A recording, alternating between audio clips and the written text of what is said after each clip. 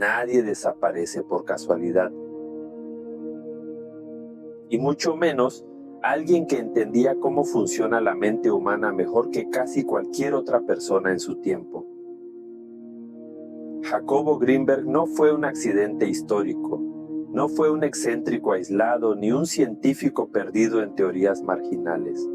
Fue un investigador riguroso que se atrevió a formular una pregunta que la mayoría de los seres humanos evitan durante toda su vida. Una pregunta que, una vez tomada en serio, ya no permite volver a mirar el mundo de la misma manera. ¿Qué es la realidad antes de que la mente la interprete? Esa sola pregunta contiene un poder devastador, porque no busca mejorar la vida, no busca consuelo ni esperanza, busca algo mucho más incómodo, la verdad estructural de lo que percibimos como real.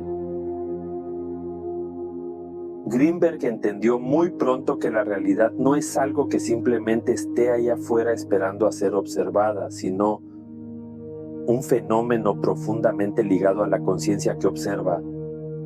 Y ese entendimiento lo llevó por un camino del que muy pocos regresan siendo los mismos. Desde muy joven, Jacobo Grinberg mostró una mente excepcionalmente analítica.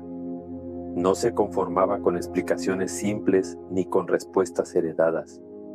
Mientras muchos estudian el cerebro humano para catalogar funciones, comportamientos o patologías, él quería ir más allá. No le bastaba con saber qué área se activa cuando pensamos o sentimos. Quería comprender por qué existe la experiencia misma de pensar y sentir. Quería entender por qué hay algo en lugar de nada, por qué existe una sensación de ser alguien mirando un mundo. Esa inquietud lo llevó a formarse como neurofisiólogo, a trabajar con métodos científicos formales, a estudiar la actividad cerebral con la seriedad de un académico, pero también lo empujó a cruzar fronteras que la ciencia tradicional prefiere no tocar.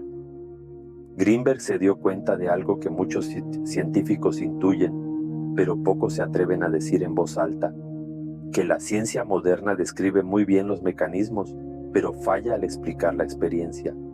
Puede medir impulsos eléctricos, neurotransmisores, patrones neuronales, pero no puede explicar por qué esos procesos producen una vivencia subjetiva.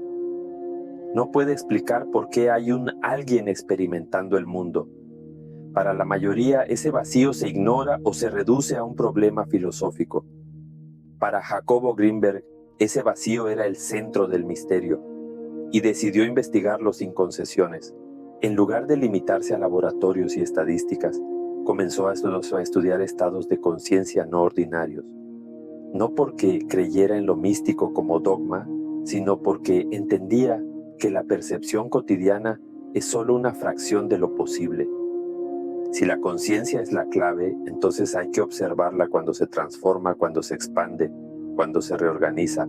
Así, llegó a interesarse por la meditación profunda, por prácticas ancestrales, por el chamanismo, no como religión ni folclore, sino como tecnologías de la conciencia desarrolladas durante miles de años. Grinberg no buscaba creer, buscaba comprobar, y lo que empezó a encontrar no encajaba con el modelo clásico de una realidad objetiva, sólida e independiente del observador. Con el tiempo formuló una de sus ideas más radicales. La realidad que percibimos no es el mundo tal como es, sino una construcción que emerge de la interacción entre la conciencia y una estructura subyacente de información. A esa estructura la llamó la rejilla sintérgica. No se trataba de una metáfora poética, sino de un intento serio por describir un campo fundamental, una especie de entramado invisible que contiene todas las posibilidades de forma, espacio y tiempo. Según esta propuesta, lo que llamamos objetos, cuerpos, pensamientos y experiencias son patrones temporales que emergen cuando la conciencia interactúa con esa rejilla. La realidad, entonces, no sería algo fijo, sino algo dinámico, modulable, profundamente dependiente del observador. Esta idea, por sí sola, ya es perturbadora. Implica que no vemos el mundo como es, sino como podemos verlo según nuestra estructura mental. Implica que dos personas no habitan exactamente la misma realidad, aunque crean hacerlo. Implica que la percepción no es una ventana pasiva, sino un acto creativo. Pero Greenberg fue más lejos. Propuso que la conciencia no solo interpreta la rejilla sintérgica, sino que la modifica.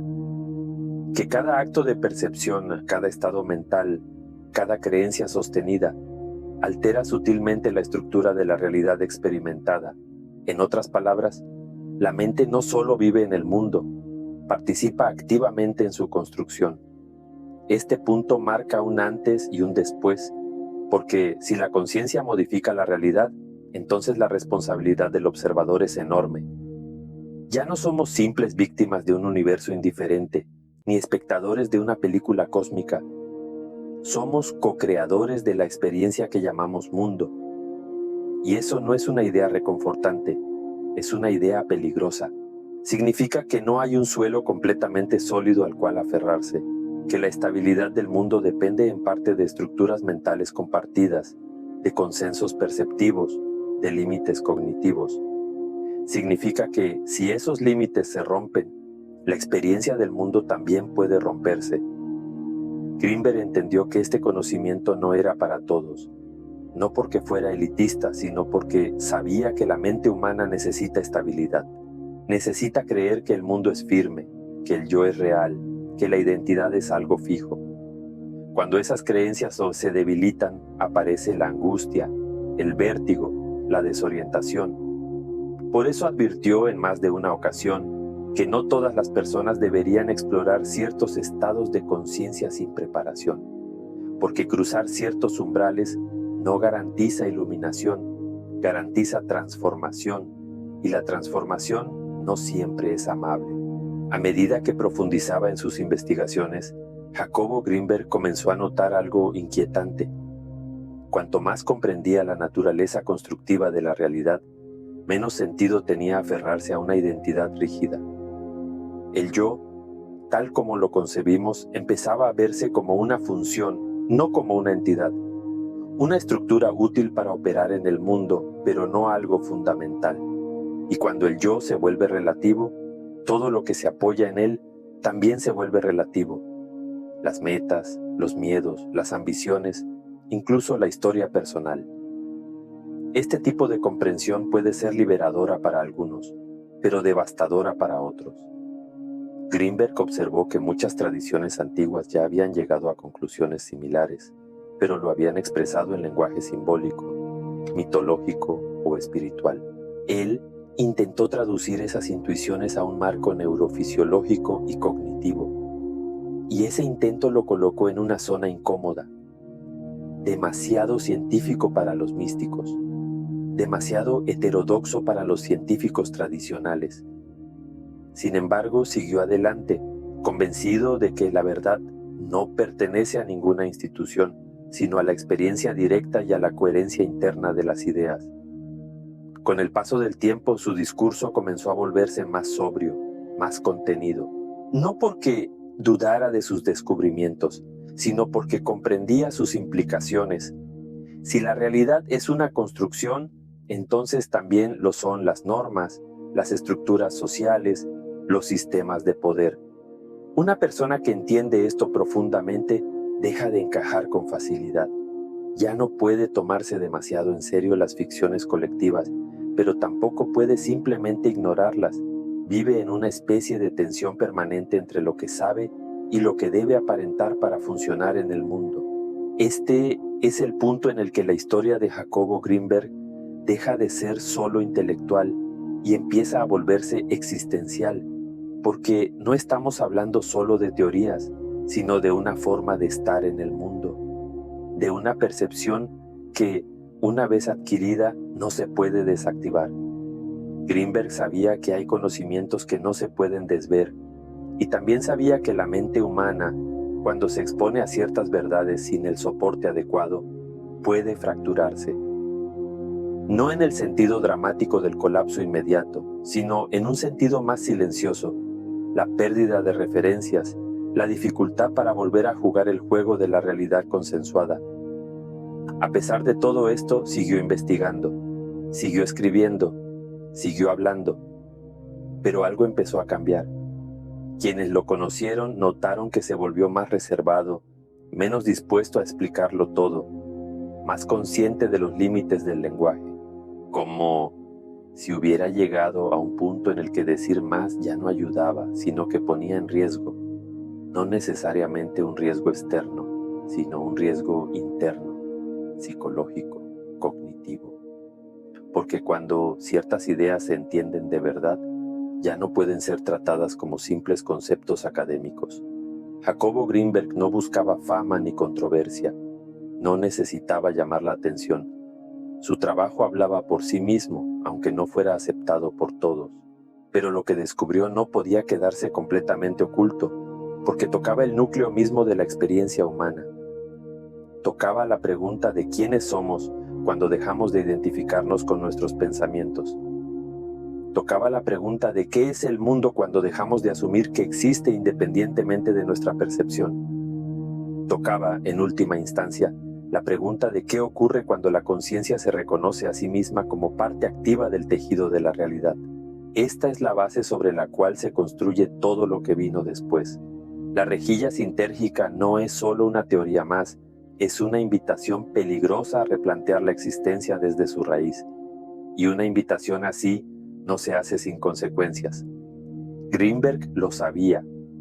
Sabía que estaba caminando por un terreno donde la línea entre el conocimiento y la disolución es muy delgada. Sabía que no todos los que se acercaran a estas ideas saldrían fortalecidos. Y aún así, continuó, porque hay personas que no pueden dejar de mirar, incluso cuando saben que lo que van a ver cambiará todo. Personas que prefieren la verdad incómoda a la ilusión reconfortante.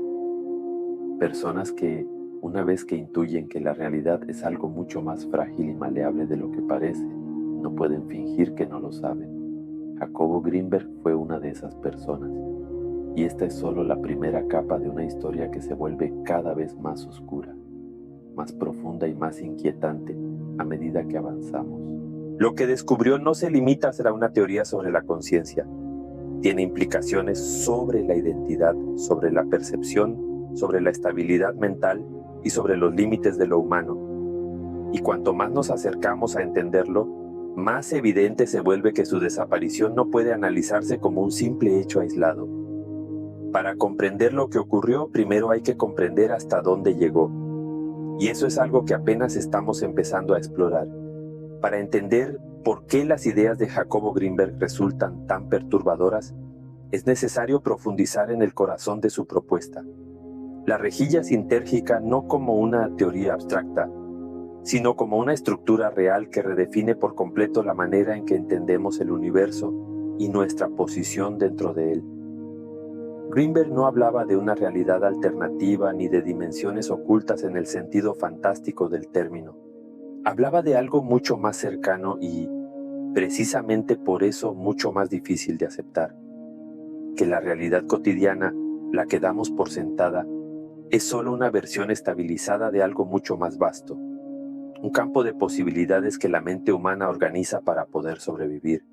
Según esta visión, el universo no es una colección de objetos independientes, sino un continuo de información. No hay cosas separadas, hay patrones. No hay límites absolutos, hay configuraciones temporales. La rejilla sintérgica sería ese sustrato fundamental donde toda forma potencial existe antes de manifestarse como experiencia. La conciencia, al interactuar con ese campo, selecciona, ordena y da coherencia a ciertas configuraciones, produciendo así la sensación de un mundo estable, sólido y predecible. Esta estabilidad no sería una propiedad intrínseca del universo, sino el resultado de una interacción constante entre la mente y ese campo informacional. Este planteamiento rompe con una de las creencias más profundas de la cultura moderna, la idea de que el mundo existe exactamente igual independientemente de que alguien lo observe.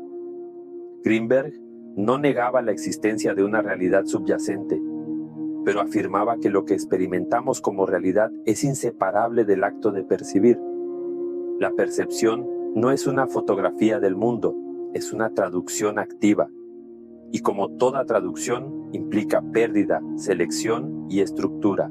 La mente humana, para funcionar, necesita simplificar lo que percibe, necesita reducir la complejidad infinita del campo a una narrativa manejable. Esa narrativa es lo que llamamos realidad.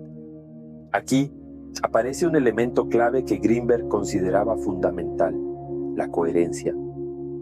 Para que un mundo sea habitable, debe ser coherente. Los objetos deben comportarse de manera predecible, las leyes deben mantenerse estables, las identidades deben conservar cierta continuidad. Esa coherencia no surge espontáneamente, es mantenida por estructuras mentales compartidas. En otras palabras, vivimos en una realidad consensuada, no porque alguien la haya impuesto de forma consciente, sino porque millones de mentes operan bajo filtros perceptivos similares. Este consenso estabiliza la rejilla sintérgica en ciertas configuraciones y descarta otras. El problema surge cuando una mente empieza a operar fuera de esos filtros habituales. Cuando alguien, por práctica, estudio o experiencia, debilita los mecanismos que mantienen la percepción ordinaria. En ese punto, la realidad deja de sentirse tan sólida. Los límites entre el observador y lo observado comienzan a difuminarse. Aparecen experiencias que no encajan con el marco cultural dominante. Para la mayoría de las personas, estas experiencias son momentáneas y se interpretan como curiosidades, sueños o estados pasajeros. Para alguien como Greenberg, eran datos, información valiosa sobre cómo funciona realmente la conciencia. Greenberg sostenía que el cerebro no produce la conciencia, sino que la modula. Actuaría como un transductor, una interfaz que permite que un campo de conciencia más amplio se exprese de manera localizada. Esta idea, aunque incómoda para el materialismo clásico, no es completamente ajena a ciertas corrientes científicas y filosóficas. Sin embargo, Greenberg fue más allá al proponer que modificar la actividad cerebral, ya sea mediante meditación, estados alterados o prácticas específicas, cambia la forma en que la conciencia interactúa con la rejilla sintérgica. Y al cambiar esa interacción, cambia la experiencia de la realidad. Este es un punto extremadamente delicado, porque implica que la realidad no es fija, sino plástica. No en el sentido ingenuo de que podemos moldearla a voluntad, sino en el sentido de que existen rangos de variación perceptiva mucho más amplios de lo que solemos admitir. La mente ordinaria vive dentro de un rango estrecho, cuidadosamente regulado por la biología y la cultura. Salirse de ese rango no es trivial. Puede ampliar la comprensión, pero también puede desorganizar profundamente la experiencia.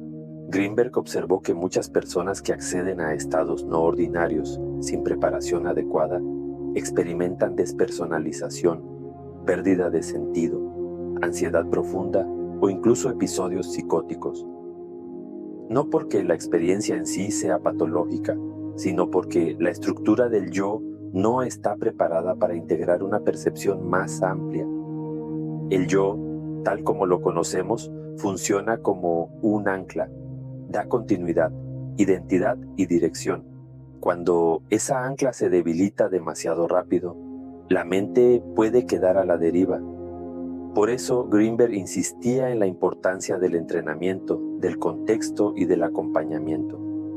No veía estas exploraciones como juegos ni como atajos hacia la iluminación. Las veía como procesos serios, con riesgos reales. Entender que la realidad es una construcción puede ser intelectualmente fascinante, pero vivirlo de forma directa es otra cosa muy distinta. Implica aceptar que muchas de las certezas que sostienen la vida cotidiana son convenciones útiles, no verdades absolutas. A medida que estas ideas se profundizan, surge una pregunta inevitable. Si la realidad es una construcción compartida, ¿qué ocurre cuando alguien deja de compartirla completamente? ¿Qué pasa cuando una mente se sintoniza con configuraciones de la rejilla que no están estabilizadas por el consenso colectivo? Greenberg no respondía a estas preguntas de forma alarmista, pero tampoco las evitaba. Sabía que ahí se encontraba el borde del conocimiento humano, un límite donde la comprensión puede convertirse en aislamiento. Este aislamiento no es necesariamente físico, es, sobre todo, cognitivo y existencial. Una persona que percibe el mundo de manera radicalmente distinta puede seguir viviendo entre otros, pero ya no habita el mismo mapa mental. Las conversaciones se vuelven superficiales, los intereses comunes pierden peso, las preocupaciones habituales parecen irrelevantes. No porque la persona se vuelva superior, sino porque su marco de referencia ha cambiado, y ese cambio puede generar una profunda sensación de soledad. Greenberg era consciente de este riesgo. En sus escritos y conferencias se percibe una tensión constante entre el deseo de compartir lo que había descubierto y la prudencia de no empujar a otros hacia experiencias para las que no estaban preparados. Sabía que el conocimiento sin integración puede ser destructivo. Sabía que abrir una puerta no garantiza que quien la cruce pueda volver a cerrarla. Y sabía, sobre todo, que el lenguaje es insuficiente para transmitir ciertas experiencias sin distorsionarlas. Por eso, muchas de sus explicaciones parecen incompletas o deliberadamente abstractas. No porque no pudiera ser más claro, sino porque entendía que la claridad absoluta puede ser peligrosa.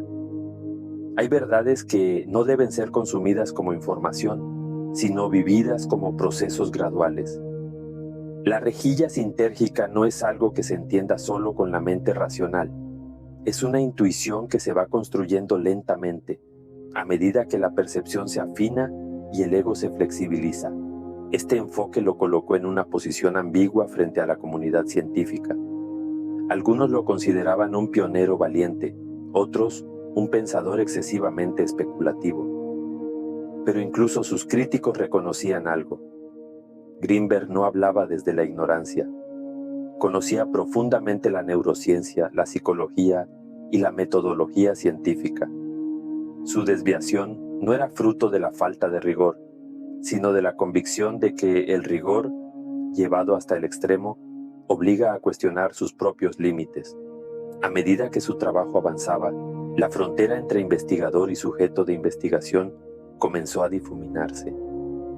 Greenberg no solo estudiaba la conciencia desde afuera, la exploraba desde adentro. Esto implica un riesgo metodológico evidente, la subjetividad. Pero también implica una profundidad que los métodos puramente externos no pueden alcanzar. Greenberg asumió ese riesgo, consciente de que estaba entrando en un territorio donde la objetividad clásica deja de ser suficiente. Este proceso de autoexploración no fue improvisado. Estaba basado en años de estudio, práctica disciplinada y reflexión crítica. Sin embargo, incluso con toda esa preparación, Greenberg reconocía que había puntos en los que la experiencia superaba cualquier marco teórico, momentos en los que la distinción entre el observador y lo observado se volvía irrelevante, momentos en los que la noción misma de realidad parecía colapsar en algo más amplio, más silencioso y más difícil de nombrar. Estas experiencias no lo llevaron a abandonar la razón, sino a relativizarla. Entendió que la razón es una herramienta poderosa, pero no el árbitro final de la verdad, que hay aspectos de la experiencia que no pueden ser capturados completamente por conceptos y que insistir en reducirlos a explicaciones simples puede ser una forma de negación.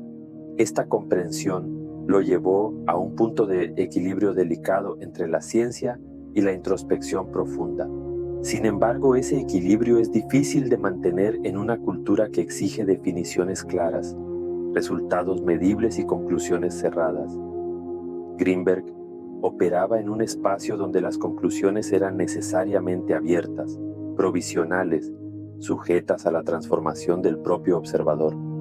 Esto lo hacía difícil de clasificar y, por tanto, fácil de marginar.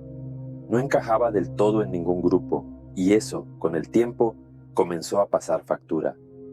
Aún así, continuó, no porque buscara reconocimiento, sino porque sentía una responsabilidad interna. Había visto algo, había comprendido algo, y sabía que ignorarlo sería traicionarse a sí mismo. pero también sabía que seguir profundizando implicaba alejarse cada vez más de la experiencia común. La rejilla sintérgica no es solo una teoría sobre el universo, es un espejo que muestra cuán frágil es la realidad que damos por sentada. Este es el punto en el que la historia empieza a tensarse, porque cuanto más se entiende la naturaleza constructiva de la realidad, más evidente se vuelve que la estabilidad mental no es un accidente, sino un logro, un equilibrio precario entre lo que percibimos, lo que creemos y lo que necesitamos creer para seguir funcionando. Greenberg estaba jugando con ese equilibrio, no por imprudencia, sino por una necesidad profunda de comprender. Y aquí surge una pregunta que no puede evitarse. ¿Qué ocurre cuando alguien comprende demasiado bien cómo se construye la realidad? ¿Qué ocurre cuando los mecanismos que sostienen la percepción ordinaria quedan expuestos? ¿Es posible seguir viviendo de la misma manera después de ver los hilos que mueven la experiencia?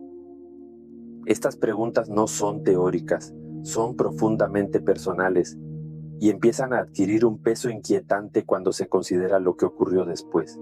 Porque a partir de este punto las investigaciones de Jacobo Greenberg ya no solo exploran la conciencia, sino los límites de lo que una mente humana puede integrar sin romperse. Y esos límites, una vez alcanzados, no siempre permiten un regreso sencillo. La historia que sigue no trata solo de descubrimientos, sino de advertencias. Advertencias que tal vez no todos supieron escuchar. Llegados a este punto, la pregunta ya no es qué descubrió Jacobo Greenberg, sino qué ocurre cuando alguien comprende demasiado bien la naturaleza de la realidad. Porque entender que el mundo no es algo fijo, que la identidad es una construcción y que la conciencia participa activamente en la forma que adopta la experiencia, no es un simple ejercicio intelectual. Es una transformación profunda que afecta cada aspecto de la existencia. Cuando esa comprensión deja de ser una idea y se vuelve una vivencia directa, la forma de habitar el mundo cambia para siempre. Greenberg sabía que el conocimiento no siempre libera, a veces desarma, porque vivir en una realidad consensuada requiere aceptar ciertas ilusiones funcionales, la sensación de control, la continuidad del yo, la estabilidad del entorno. Cuando esas ilusiones se debilitan, la mente queda expuesta hacia un nivel de incertidumbre para el que no todos están preparados. No se trata de locura ni de iluminación, sino de una zona intermedia, incómoda, donde las certezas se disuelven y todavía no aparece un nuevo equilibrio. En sus últimos años, Jacobo Greenberg hablaba menos y observaba más, como si hubiera comprendido que hay verdades que no pueden transmitirse sin consecuencias. No dejó instrucciones claras, no dejó un manifiesto final. Solo quedaron fragmentos, advertencias veladas, ideas que apuntan a algo que no llegó a decir del todo. Y luego su ausencia.